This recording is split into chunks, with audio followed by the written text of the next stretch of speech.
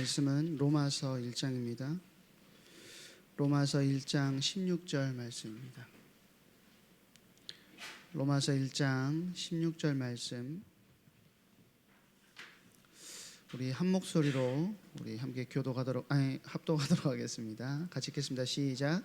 내가 복음을 부끄러워하지 아니하노니 이 복음은 모든 믿는 자에게 구원을 주시는 하나님의 능력이 됨이라. 먼저는 유대인에게요 그리고 헬라인에게도다. 아멘. 사실 5월을 마지막으로 계속 전도 메시지를 계속 저희가 나누고 있는데 5월을 마지막으로 끝났어야 됐는데 지난주에 갑자기 제가 불려가는 바람에 오늘까지 이렇게 진행을 하게 됐습니다. 오늘 제목이 무엇을 전할까 한데요. 사실 전도라는 것을 생각도 못할 정도로 학교에서는 굉장히 치열하고 또 여러분 또래 문화에서 내가 예수 믿는다는 것을 드러내는 게 쉽지 않은 친구들이 많이 있을 겁니다. 오히려 기독교 학교들이 많잖아요, 그렇죠? 경신여고도 있고 또 어디가 기독교 학교죠? 모르겠어요. 경신여고밖에 모르겠는데 그런 학교들은 편해요. 그냥 나 교회 다니고 막 찬양하고 하니까 분위기가. 사실 일반적으로 학교에서는 내가 하나님의 자녀고 교회 다니는 게 그냥 문화 안에서 이걸 숨겨야 되는지, 교회에서 여러 가지 사건들이 벌어질 때마다 마음이 떨리고 두근두근하고 나 교회 안 다니는 것처럼, 그게 승리자인 것처럼 그런 모습을 할 때가 있습니다. 여러분들이 오늘 목사님이 선포하는 말씀이 하나도 기억 안 나더라도 여러분에게 오늘 우리가 읽었던 바울의 고백, 내가 복음을 부끄러워하지 아니하노니, 이 고백이 여러분의 고백이 됐으면 좋겠습니다. 부끄러워하지 않는 거, 거기에서부터 사실 전도가 시작되는 거거든요. 내가 복음을 부끄러워하기 때문에 하나님의 말씀을 전하는 수준이 아니라 내가 그리스도인으로서 누려야 될 축복과 비밀들을 다 놓치고 살아갈 때가 너무 많다라는 거예요. 그래서 여러분들이 나는 복음을 부끄러워하고 있는지 아니면 이 복음을 자랑스러워하고 있는지를 여러분 스스로 너무 잘 알 거예요. 그렇지 않습니까? 네, 여러분 스스로에게 이번 한 주 질문해 보셨으면 좋겠습니다. 우리는 보통 시간이 많다고 생각을 하죠. 나에게도 시간이 있고 내 옆에 있는 친구에게도 시간이 많이 있다고 생각을 합니다. 그래서 사실 복음을 전해야 한다는 마음이 들어도 자꾸 미루게 되는 경우들이 있어요. 다음에 하지 뭐, 다음 기회에 하지, 이런 생각들을 할 때가 있습니다. 근데 성경은 우리에게 시간이 너 얼마 남았어? 라고 이야기해 주지 않아요. 주님이 다시 오시는 종말의 때를 우리가 알 수 없듯이 한 사람의 인생이 끝나는 개인의 종말도 우리는 알 수 없다라는 것이죠. 전혀 알지 못합니다. 제가 여러분 앞에서 이렇게 건강한 것처럼 메시지 하다가도 언젠가 주님이 언제인지 모르게 저를 불러가시면 저의 인생은 거기서 끝나는 거거든요. 그러니까 내일을 당연히 볼 것 같지만 사실 우리가 저녁에 자고 아침에 깨는 게 주님의 은혜가 아니고서는 불가능한 일이라는 사실 우리가 기억해야 됩니다. 그러니까 오늘 우리가 웃으면서 이야기하던 친구가 내일도 내 곁에 있으리라는 보장은 없다라는 거예요. 너무 극단적인 말입니까? 사실 나도 그 자리에 있을지 모르는 사람이라는 사실 기억해야 돼요. 제가 저번에도 한번 말씀드렸던 것 같은데 현장 사역 하는데 이제 현장 사역을 하다 보면, 곤약에서 현장 사역 하다 보면 전도 대상자를 다 적어서 내고 그 영혼들을 놓고 기도합니다. 네, 이제 저희 교회는 1년에 2번씩 캠프를 진행하거든요. 전도 캠프를. 네, 상반기 봄이었는데 봄에 전도 캠프를 진행하는데 어떤 권사님이 전도 대상자를 내놓으셨어요. 캠프 기간 동안에 그 친구를 만나가지고 복음을 전하고 싶다. 그래서 이제 저희는 계속 기도를 했죠. 네, 이제 저희 매주 만나니까 그 다음 주에 갔는데 연락이 안 된다는 거죠. 연락이 왜 안 되는지 모르겠다. 항상 전화를 하면 잘 받는 친구인데 연락이 안 되더래요. 그러니까 어쩌다 보니까 계속해서 못 만난 거죠. 근데 몇 주 뒤에 연락을 받았는데 어떻게 연락을 받았냐면 그 주에 그 친구가 집에 불이 나가지고 하나님께서 데려가셨다고 이야기를 한 거예요. 사실 누가 집에 불 날 줄 누가 압니까? 그렇죠? 집에 불 날 줄 누가 알아요? 남편은 집에 불이 나가지고 아내는 죽고 남편은 뛰어내렸는데 반신불구가 돼가지고 병원에 누워 있는 거죠. 권사님이 많이 마음 아파하셨던 게 생각이 나요. 우리가 젊다고 해서 그런 일이 벌어지지 않는다. 그건 특별한 일이잖아요. 아니요, 그렇지 않아요. 인생이 엄청 금방인 것 같은데 여러분들 주변에 없기 때문에 그럴 수 있지만 천안함 사건 때도 사실 저는 연락을 받았거든요. 저희 그 같이 있었던 강도사님의 동생의 진짜 친한 친구, 천안함의 하사로 근무를 하고 있었어요. 저는 사실 엄청 가깝게 느껴졌죠. 그런 일들이 굉장히 많이 있었습니다. 한 달이 건너면요, 이번에도 화순회 현장에 갔는데 제주 제주항공 비행기 사건, 한 달이 건너면 그 사람들이 다 있는 거예요. 멀리 있지 않아요. 자, 무슨 말씀을 드리려고 이런 말을 하냐면 우리 생명도 하나님 손에 있고 내 옆에 있는 친구의 시간도 하나님의 손에 있다라는 것을 여러분들이 인정해야 된다는 겁니다. 그러니까 우리는 옆에 있는 그 친구에게 언제까지나 복음 전할 기회가 있을 것처럼 생각하지만 사실 그 기회가 언제 닥칠지 우리는 모른다라는 것이죠. 우리는 몰라요. 야고보서 4장 14절에는 뭐라고 이야기하냐면 내일 일을 너희가 알지 못하는도다. 너희 생명이 무엇이냐? 너희는 잠깐 보이다가 없어지는 안개 같은 것이다. 그렇게 이야기합니다. 안개가 끼면요 진짜 오래 갈 것 같아요. 그러나 해 뜨면 안개는 금방 사라져 버립니다. 그런 안개와 같다는 우리 생명이 그런 안개와 같다라고 성경은 이야기하고 있어요. 그렇기 때문에 복음을 전하는 이 일이 계속해서 미뤄야 되는 일은 아니라는 것이죠. 복음을 전하는 것은 사실 부담스러운 어떤 종교 활동이기 이전에 영혼을 향한 사랑에서 온다라는 사실 기억해야 됩니다. 여러분이 여러분의 주변에 있는 영혼 한 영혼을 진짜 사랑한다면 실제로 그 영혼을 놓고 기도할 수 있어야 돼요. 이 친구가 진짜 구원받았으면 좋겠다.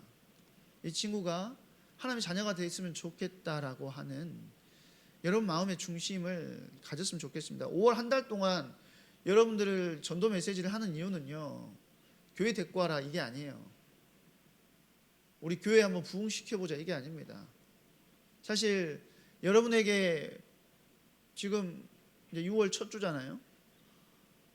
이제 6개월도 남지 않았어요. 고3들은 특히 그 학교의 그 친구들과 함께 교제하고 나눌 수 있는 시간이 6개월도 남지 않았어요. 그러면 옆에 있는 친구에게 그래도 올 한 해 한 번이라도 내가 복음 전해봐야겠다라고 하는 도전들을 했으면 좋겠어서 계속 5월 한 달 동안에 여러분에게 이 말씀을 전하고 있는 것입니다. 그냥 교회 와봐라고 하는 것도 전도긴 하겠지만, 물론 그것도 전도지만, 여러분에게 만약에 진짜 마지막 기회가 주어졌다면 여러분 어떻게 말을 하겠습니까?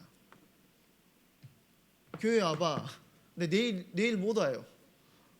오늘 복음 전하고 내일 못 온다고 생각해봐. 그러면 어떻게 하겠어요? 교회로 초대하는 것도 필요하지만 사실 그것만으로는 복음의 중심을 다 전했다고 할 수 없는 것이죠. 사람을 구원하는 능력은 사실 하나님께 있습니다. 우리의 말에 힘에 있지 않아요. 그러나 그것을 전달해야 될 우리가 무엇을 전할 것인가는 매우 중요하다는 것이죠. 정확한 복음의 내용을 듣지 못하면 복음을 믿고 싶어도 믿지 못하는 거예요. 나 교회 가고 싶어 수준이지. 그래서 하나님은 성경을 통해서 우리에게 전달할 내용을 분명하게 알려주셨고, 우리가 전달하는 것에 죽어가는 영혼의 운명이 달려있다는 사실을 기억해야 됩니다. 그래서 오늘 우리가 전달해야 할 복음의 내용이 어떤 것이어야 되는지 살펴보는 시간이 됐으면 좋겠어요. 오늘 본문에서 바울은 내가 복음을 부끄러워하지 아니하노니 이 복음 모든 믿는 자에게 구원을 주시는 하나님의 능력이라고 이야기를 합니다. 복음은 사람을 구원하시는 하나님의 능력이라는 거죠. 그렇다면 우리가 이 복음이 무엇인지 분명하게 알아야 된다는 거예요. 복음은 먼저 너무 어렵게 이해하려고 하기 때문에 어려운 것인데, 사실 복음은 먼저 하나님을 말하는 겁니다. 첫 문장에서 우리가 성경의 첫 문장에서 뭐라고 하죠? 태초에 하나님이 천지를 창조하시니라, 그렇게 이야기하죠. 그러니까 성경은 하나님을 설명하면서부터 시작하지 않아요. 어디서부터 시작하죠? 하나님이 계신다는 사실을 전제하고 시작해요. 그리고 그 하나님께서 천지를 창조하셨다고 말하는 것이죠. 이 말은 우리가 우연히 태어난 존재가 아니라는 것입니다. 어쩌다 보니까 엄마하고 아빠가 우연히 만나가지고 우연히 여러분들이 태어난 것이 아니라는 거예요. 우리의 생명, 우리의 시간, 우리의 재능, 우리의 관계, 모든 것이 성경은 어디에서부터 왔다라고 이야기하냐면 하나님께로부터 왔다라고 이야기를 합니다. 사도행전 17장 25절에 보면 뭐라고 이야기하냐면 하나님께서 만민에게 생명과 호흡과 만물을 친히 주시는 이다라고 이야기를 해요. 그러니까 우리는 스스로 존재하는 존재들이 아니고 하나님께 생명과 호흡을 받아서 살아가는 존재들이라는 거예요. 그런데 많은 사람이 뭐라고 생각하죠? 자기 인생은 자기 것이다라고 생각한다라는 거예요. 내가 원하는 대로 살고 내가 정한 기준대로 살고 내가 행복하면 된다라고 생각한다라는 것이죠. 그런데 성경은 다르게 말한다라는 거예요. 사람은 자기 마음대로 살아도 되는 존재가 아니라 자기를 지으신 하나님 앞에서 살아가야 된다는 거죠. 이것이 복음의 출발입니다. 그러니까 복음을 전할 때 우리가 처음부터 어려운 말을 할 필요 없어요. 목사님처럼 말을 잘할 필요도 없고, 그러나 이것은 분명히 말해야 돼요. 너는 우연히 존재하는 존재가 아니라는 거죠. 너를 지으신 하나님께서 계신다는 겁니다. 네 인생은 하나님 앞에 있다는 거예요. 모든 인간, 모든 사람은 하나님 앞에 있다는 것이죠. 그런데 여기서 끝나지 않습니다. 성경은 우리를 지으신 하나님 앞에서 사람이 어떻게 살아왔는지를 말해요. 우리는 하나님 앞에서 살도록 지음받았지만 하나님을 떠나 자기 뜻대로 살아왔다는 것이죠. 로마서 3장 23절은 이렇게 말합니다. 모든 사람이 죄를 범하였음에 하나님의 영광에 이르지 못하더니. 그러니까 죄라고 하면 보통 큰 범죄를 떠올리는데 도둑질하고 폭력을 저지르고 거짓말하고 남을 해치는 행동이라고 생각해요. 물론 그것도 죄지만 성경이 말하는 죄는 더 근원적인 뿌리의 죄는 더 깊다라는 것이죠. 로마서 1장 21절은 뭐라고 이야기하냐면 하나님을 알되 하나님을 영화롭게도 아니하고 감사하지도 아니했다라고 이야기를 합니다. 이것이 죄의 뿌리예요. 죄는 단지 잘못된 행동을 여러 가지 하는 것이 아니라 하나님을 떠난 것이 죄다라고 성경은 이야기하고 있다라는 거예요.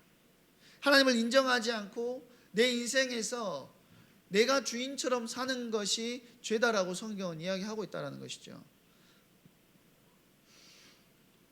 그렇기 때문에 죄는 상태를 이야기하는 거예요. 상태. 어떤 상태냐? 하나님과의 관계가 끊어진 상태, 하나님을 떠난 상태, 하나님 없이 살 수 있다고 착각하는 상태를 이야기하는 것입니다. 우리가 우리의 존재에 대해서 하나님으로 시작됐음을 분명하게 밝히고 죄에 대해서 이야기해야 되는 이유는 뭐냐면 겁을 주기 위한 것이 아닙니다. 그 친구의 상태, 그리고 목사님도 여러분에게 말하는 것은 저와 여러분의 상태를 정직하게 이해해야 된다는 것이죠. 그리고 예수님이 왜 필요한지 알려주기 위해서는 반드시 뭐가 전달돼야 되는 거죠? 우리의 상태에 대해서 분명하게 이야기해 줘야 된다는 거예요. 병을 모르면 치료가 필요 없는 거죠. 그러지 않습니까? 문제를 모르면 답이 왜 중요한지도 모릅니다. 죄를 모르면 십자가가 왜 은혜인지를 알 수 없어요. 그러니까 제가 여러분에게 하고 싶은 말은, 복음은 우리가 괜찮은 사람이라고 포장해 주지 않아요. 오히려 너는 안 돼라고 이야기합니다. 너는 불가능해라고 이야기해요. 너는 아무것도 할 수 없어라고 이야기해요. 근데 복음은 내가 죄인임을 인정하지만 그 인정은 절망으로 끝나지 않는다라는 것이죠. 내가 죄인임을 알 때 예수님의 십자가가 보이기 시작하는 겁니다. 우리는 하나님 앞에서 살아야 할 존재인데 하나님을 인정하지 않고 내 인생의 주인처럼 살아왔다라는 거예요. 그렇다면 우리에게 필요한 것은 단순한 위로가 아닙니다. 조금 더 착하게 살아야 된다, 교회 다니면 선한 행동을 해야 된다, 이런 것이 필요한 것이 아니라는 거죠. 우리에게 필요한 것은 뭐냐면 구원이라는 거예요. 구원. 내 힘으로 거기서 빠져나올 수 없기 때문에, 그리고 성경은 그 구원이 예수 그리스도 안에 있다라고 말해요. 로마서 5장 8절에 보니까 뭐라고 이야기하죠? 우리가 아직 죄인 되었을 때에 그리스도께서 우리를 위하여 죽으심으로 하나님께서 우리에 대한 자기의 사랑을 확증하셨느니라라고 이야기합니다. 그러니까 하나님은 죄인을 그냥 버려두지 않으셨다라는 거죠. 그러니까 하나님께서 만드신 존재가 하나님 없이 내 마음대로 살아도 된다고 하는 것이 죄인데, 하나님을 떠난 것이 죄인데, 그 죄를 말해줘야지 십자가의 은혜를 아는 것이고, 하나님께서 그 죄의 상태에 그냥 두지 않으시고 길을 열어주셨는데, 우리가 아직 죄인 되었을 때에 그리스도께서 우리를 위하여 죽으심으로 우리에 대한 자기의 사랑을 확증하셨다라고 성경은 이야기한다라는 거죠. 로마서 3장 24절은 그리스도 예수 안에 있는 속량으로 말미암아 하나님의 은혜로 값없이 의롭다 하심을 얻은 자가 되었다라고 이야기합니다. 예수님께서 십자가에 달려 죽으심으로 하나님께서 은혜로 주신 믿음을 통하여 우리가 그 예수님을 믿을 때에 값없이 의롭다 하심을 얻게 된다라고 성경은 이야기한다라는 거죠. 이게 복음의 핵심입니다. 그건 착한 사람이 받는 어떤 상이 아니에요. 내가 열심히 노력해서 따내는 결과도 아니라는 거죠. 그거는 예수 그리스도 안에서 하나님이 값없이 주시는 은혜라는 사실을 우리가 기억해야 됩니다. 그래서 중요한 건 뭐냐면, 친구가 교회를 오는 것도 중요하겠죠. 그러나 그것보다 더 중요한 것은 예수님을 아는 것이 더 중요한 겁니다. 전도는 친구를 교회로 데려오는 행사에서 끝나지 않습니다. 친구를 예수님께로 인도하는 것이죠. 예수님께서 나를 위해 죽으셨고 다시 살아나셨고 나를 하나님께로 인도하셨다라는 거예요. 그런데 복음은 죄사함에서 끝나지 않고, 예수님을 믿는다는 것은 단지 죽은 후에 천국에 간다는 말로만 끝나지 않습니다. 예수님을 믿는 사람은 지금의 삶도 바뀔 수밖에 없다라는 거죠. 고린도후서 5장 17절은 이렇게 말해요. 그런즉 누구든지 그리스도 예수 안에 있으면 새로운 피조물이라. 이전 것은 지나갔으니 보라 새 것이 되었도다라고 이야기해요. 예수님을 믿는다는 것은 종교를 하나 갖는 것이 아니라 삶의 주인이 바뀌는 거예요. 전에는 내가 주인이었고 내 기준대로 살았다면 이제는 예수님이 주인이시고 하나님의 말씀을 기준으로 사는 삶으로 변화되는 것이죠. 전에는 불안하면 무너졌는데 이제는 하나님께 기도하면서 다시 일어설 수 있는 겁니다. 그래서 로마서 8장 29절은 하나님께서 우리를 그 아들의 형상을 본받게 하기 위하여 부르셨다라고 말해요. 저와 여러분을 하나님의 형상을 본받게 하기 위해서 부르셨다라고 이야기한다라는 거죠. 그러니까 하나님 우리를 구원하실 뿐만 아니고 예수님을 닮아가게 하신다라는 것입니다. 복음은 우리를 구원할 뿐만 아니라 우리를 새롭게 만들어 간다라는 것이죠. 그러니까 이 복음을 누린다는 것은 그 학교와 가정과 친구 관계 속에서 예수님을 주인으로 인정하며 살아간다라는 거예요. 저희가 올해 광주 학생 불시 운동 갔다 왔잖아요. 누구 태희랑 누구 갔지? 서진이 갔나? 예, 갔다 왔는데 어제 애원교회에서 교사 강습회 이제 진행하는데 그 학생 불시 운동의 전체 리더 목사님이 오셔가지고 특강을 해주셨어요. 부산에서 시작된 그 부산 성시화 운동, 담임 목사님 맨날 말씀하시는 부산 성시화 운동에서 같이 시작된 운동인데요.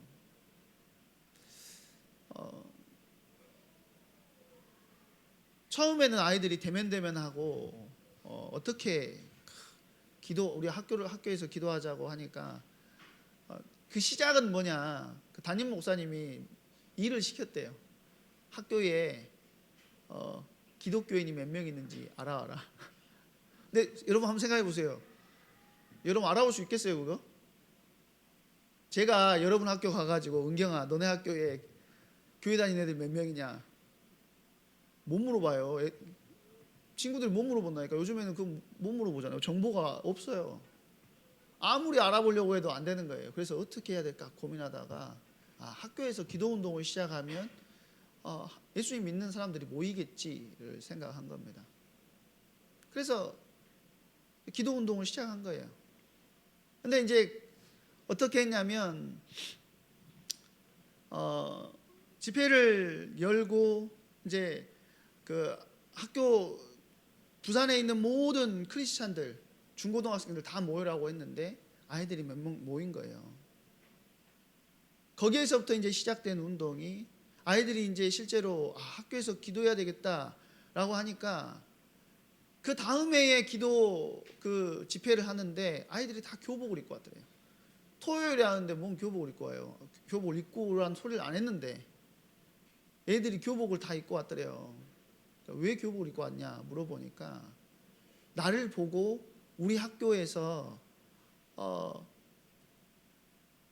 우리 학교에도 기도하고 있는 친구들이 나를 보고 같이 모였으면 좋겠다라는 생각을 해서 애들이 교복을 입고 온 거예요. 그러니까 사진 찍은 걸 보니까 애들이 다 교복을 입고 있어요. 근데 예수님 믿는 사람이 없을 것 같은데 제일 많이 모이는 학교는 중학교, 남자 중학교 학교인데 우리가 제일 힘든 애들이 남자 중학교 아이들이라고 생각하잖아요. 네, 제일 많이 모이는 학교가 남자 중학교인데 몇 명이 모이냐면 기도 모임 때마다 120명씩 모인대요. 120명씩. 숨어있는 아이들, 복음을 부끄러워했던 아이들이 이게 부끄러운 게 아니구나 드러내고 자랑하기 시작하니까 아이들 안에서 문화가 된 겁니다. 기도하는 건 당연한 거야. 사실 당장 여러분에게 뭔가를 하라는 말이 아니에요. 그러나 저와 여러분은 하나님의 자녀로 부름받았기 때문에 저는 우리가 복음을 부끄러워하지 않았으면 좋겠습니다. 우리에게 시간이 많지 않아요. 사실 나의 시간도 친구의 시간도 하나님 손에 있습니다. 눈 감았다 뜨니까 6월이 됐어요.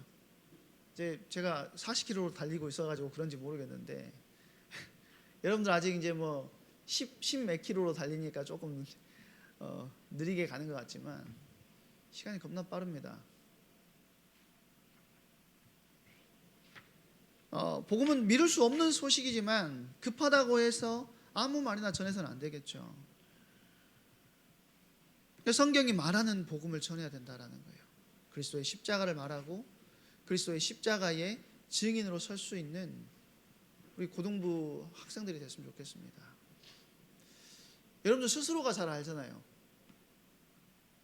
스스로가 나는 복음을 부끄러워하고 있는가? 그렇지 않는가? 오늘 그 D.L. 무디 그 목사님의 그 글을 하나를 봤는데요. 이런 글이 있더라고요. 성경을 살아가는 한 사람을 통해서 모든 것이 바뀔 수 있다. 성경을 살아가는 한 사람을 통해서 내 주변의 모든 것이 바뀔 수 있대요. 여러분은 성경을 살아가는 한 사람이 됐으면 좋겠습니다. 그리고 여러분을 통해서 여러분의 학교, 여러분의 주변, 여러분의 친구들 모든 것이 변화될 수 있는 은혜의 주역으로 서시기를 주님의 이름으로 축원드립니다. 우리 이 시간에 같이 이 찬양했으면 좋겠는데요. 우리는 그리스도의 보혈의 능력 안에서 하나님의 품으로 돌아온 자들입니다. 그리고 우리의 영이 새롭게 된 자들이에요. 우리가 이 사실을 이제는 부끄러워하지 않고 이 복음의 깊은 비밀을 실제적으로 누리는 자리에 있게 됐으면 좋겠습니다. 이 시간 보혈을 지나 찬양하시면서 준비하신 예물 하나님께 드릴 건데, 하나님, 여러분 이 찬양하면서 여러분 스스로에게 질문했으면 좋겠어요. 하나님, 내가 복음을 부끄러워하고 있는 사람입니까? 아니면 복음을 드러내기를 기뻐하는 사람입니까? 이 시간 질문하면서 주님께 찬양하는 시간 됐으면 좋겠습니다.